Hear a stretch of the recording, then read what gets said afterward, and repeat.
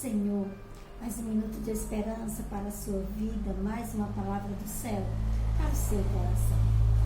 E hoje eu queria compartilhar com você uma palavra que o Senhor falou comigo no capítulo 4 de João. Esse capítulo já tão conhecido, esse capítulo que fala da mulher samaritana, daquela mulher que teve um encontro com Jesus no poço de Jacó. Eu quero ler apenas o versículo 4 que diz assim: e era-lhe necessário atravessar a província de Samaria. Em outras traduções diz: e era-lhe necessário passar por Samaria. Por que era necessário Jesus passar por Samaria?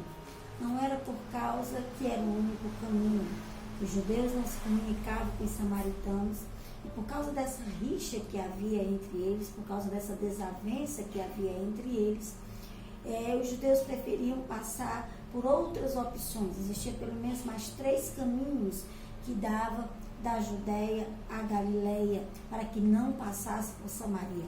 Passava-se pelo lado do Rio Jordão, passava-se pelo caminho do mar, passava-se por outros caminhos para não passar por Samaria.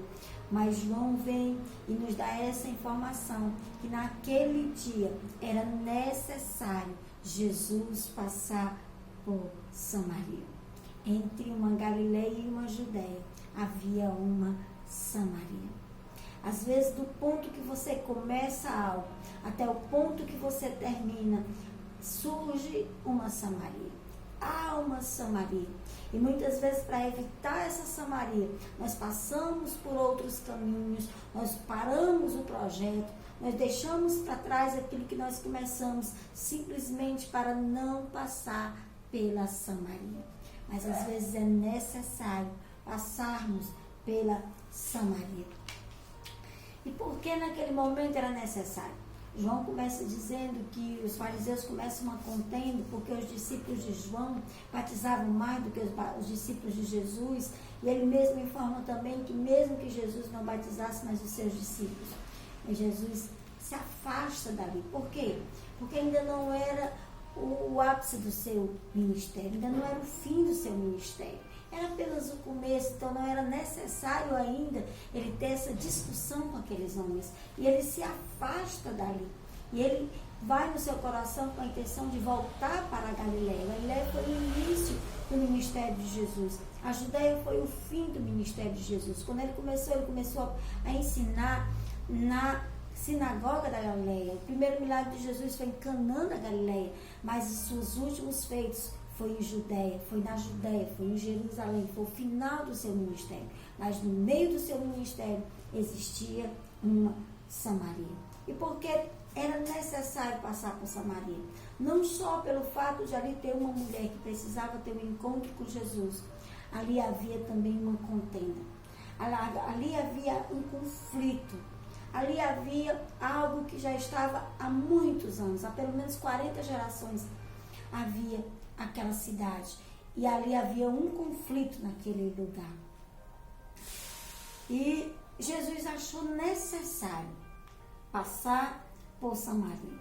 Não é difícil, como eu disse anteriormente, começar um projeto. Muitas vezes no meio do projeto, quando surgem as dificuldades, quando surgem as Samarias, nós preferimos parar do que finalizar o projeto. Muitas vezes nós decidimos não continuar o projeto, do que continuar o projeto, concluir o projeto, finalizar o projeto, por causa das Samarias que surgem. Mas hoje eu vim aqui te dizer, no nome de Jesus, que há Samarias que é necessário passar por elas, para que as Samarias sejam resolvidas e os projetos sejam concluídos, em nome de Jesus. Então, quando Jesus passa por Samaria, tem um objetivo. Jesus vem no horário mais quente do dia. Ele vem no horário de meio-dia. E ele vai para Samaria, e não é qualquer parte de Samaria. É uma cidade chamada Siquém. Essa Siquém já é conhecida na Bíblia. No capítulo 33 de Gênesis, diz que Jacó comprou essa herdade, essa parte de Siquém, por 100 ciclos ou 100 dinheiros de prata. E isso tem um grande significado, 100 peças de prata. tem um grande significado. Se você pensar que Jesus foi vendido por 30 moedas, José foi vendido por 20 moedas, e aqui Jacó compra por 100, então teve muito valor para Jacó. E no momento em que ele chega ali naquela terra, ele faz um altar ao Senhor, ele ergue um altar ao Senhor e clama o Deus de Israel, chama de Deus de Israel aquele local. E está no versículo 18 ao versículo 20 de Gênesis. Mas só que o texto aqui em João vem nos informar que Jacó não fez apenas um altar, mas ele fez também um poço. Ele cavou um poço naquele lugar. E Jesus vem, manda seus discípulos ir comprarem pão, aqueles 12 homens irem para outro local, comprarem pão, e ele chega e senta-se no poço. Para mim e para você que somos daqui, não parece isso não ter significado nenhum, mas para eles daquela terra, eles sabiam exatamente o que significava aquilo. Os poços geralmente eles eram cavados fora do centro, era mais afastado. Para quê? Para que todos pudessem se beneficiar do poço. Tanto os moradores, como os forasteiros, como os transeuntes, todos que passassem pudessem se beneficiar da água do poço. Agora, sentar no poço, só quem poderia sentar era o dono. Jesus vem, senta no poço. Jacó deu, o texto também nos informa aqui no capítulo 4, que esse poço ficava nas terras que Jacó havia dado a José, seu filho. Jacó dá essas terras a José no capítulo 48 de Gênesis. Porém, no capítulo 50, José morre sem nunca ter tomado posse dessas terras, sem nunca ter visitado esse poço, sem nunca ter tomado água desse poço. Ele morre e ele só entra em Siquém no capítulo 24 de Josué, quando seus ossos são trazidos e enterrados em Siquém, na sua herdade. Jesus chega no poço e se senta no poço. Jesus era filho de Davi, que era descendente de Judá, que era filho de Jacó. Então Jesus também era descendente de Jacó e estava tomando posse daquele poço. Estava dizendo, eu me sento aqui porque eu sou dono dessa terra. Aleluia, glória a Deus, aleluia.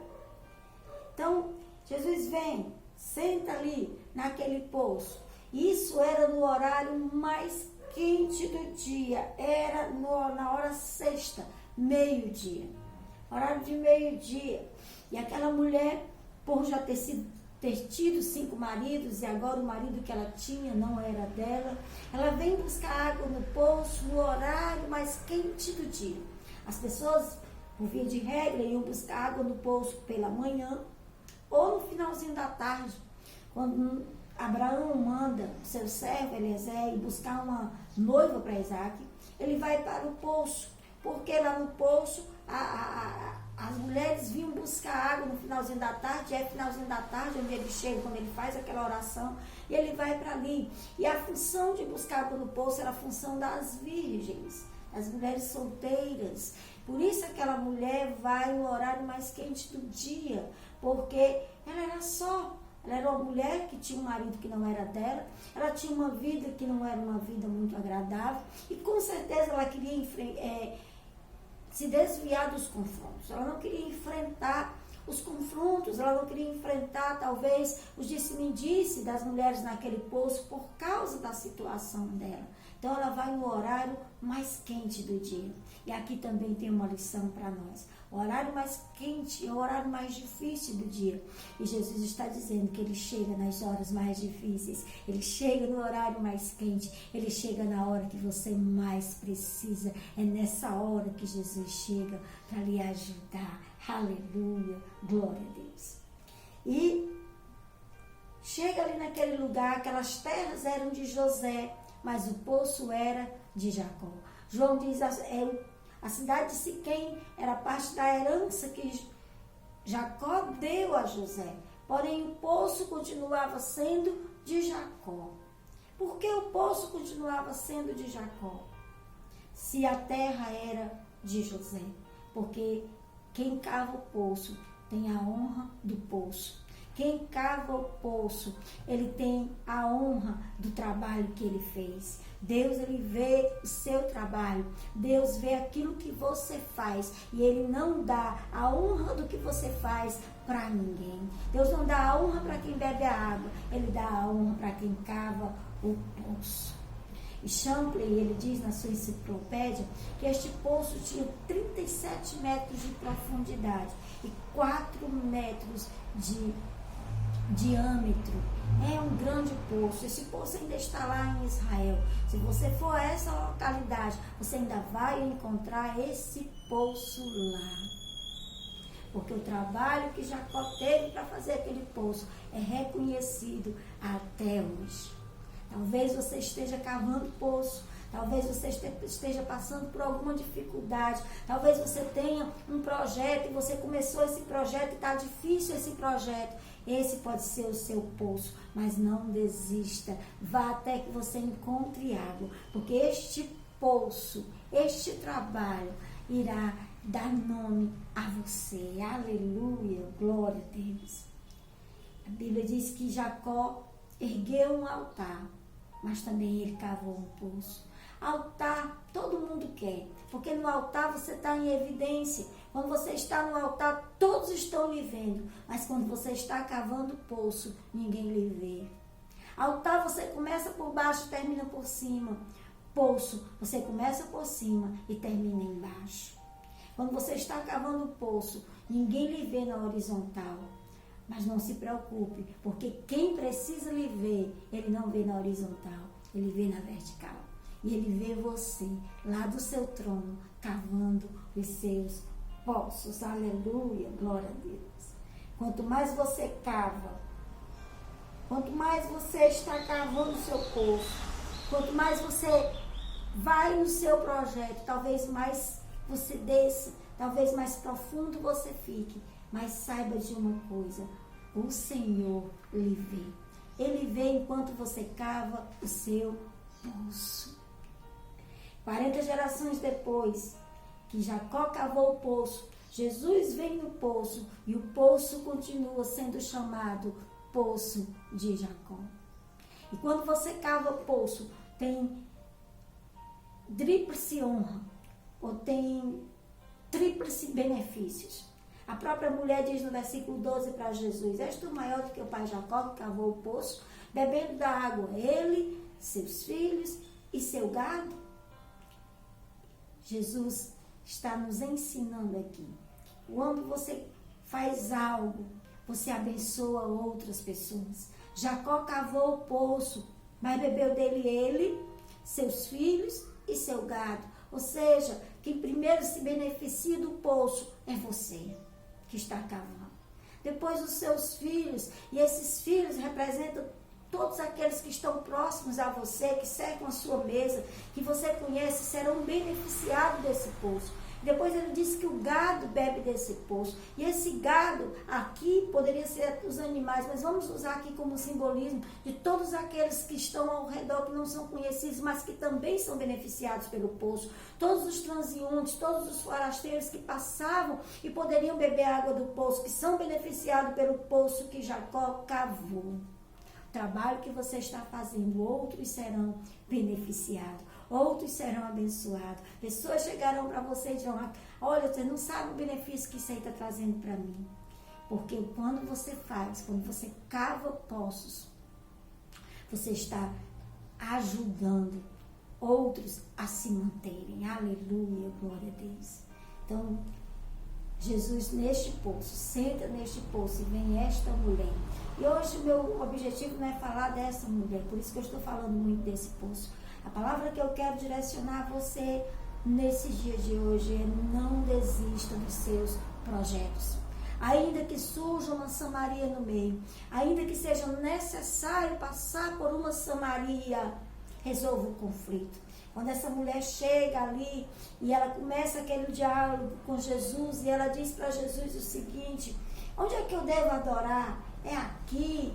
É em Jerusalém? Porque por causa da discussão que havia entre eles, por causa da rixa que havia entre eles, eles construíram um templo no Monte Gerizim e eles adoravam no Monte Gerizim, enquanto o restante dos israelitas adoravam em Jerusalém, adoravam ali em Jerusalém. E ela faz essa pergunta. E Jesus diz para aquela mulher que os verdadeiros adoradores adorarão em espírito, em verdade. Então, por que era necessário Jesus passar por Samaria? Porque ele veio restaurar a adoração. E ele agora faz um altar no coração de uma mulher. Um altar de adoração no coração de uma mulher. Não é num lugar que você adora. É no seu coração, é em espírito, é em verdade, é em todo lugar que você adora ao Senhor. Então, que esta palavra lhe ajude neste dia de hoje a continuar cavando, a não desistir dos seus projetos. E enquanto cava, você adora. E enquanto cava, você adora aquele que é digno de toda honra, de toda glória e de todo louvor. E não se preocupe, Jesus está com você. Deus está com você. Na hora mais quente do dia, Ele está ali do seu lado para lhe ajudar e para fazer na sua vida o que ninguém poderia fazer. Essa mulher vai buscar apenas água, mas ela sai dali com a água viva jorrando do seu coração. Ela sai dali com o altar da adoração restaurado. E ela que tinha vergonha, que ia buscar água meio-dia, volta para a cidade e começa a falar com todos o que ela tinha ouvido de Jesus. E ela, ali naquela cidade, Jesus vem. E ela diz, vem e ouve o que ele tem dito. E ali muitos são evangelizados. E a gente vê o resultado disso lá no capítulo 8 de Atos. Quando Filipe está ali. E ali uma igreja é fortalecida por causa de uma missionária que teve o altar restaurado no seu coração. Porque teve o encontro com Jesus, que é dono de todas as coisas. Deus te abençoe em nome de Jesus. Esta palavra fale ao seu coração. Arda no seu coração, como ela tem ardido no meu coração. E não desista de cavar seus poços. Quem precisa lhe ver, está lhe vendo. Deus te abençoe em nome de Jesus.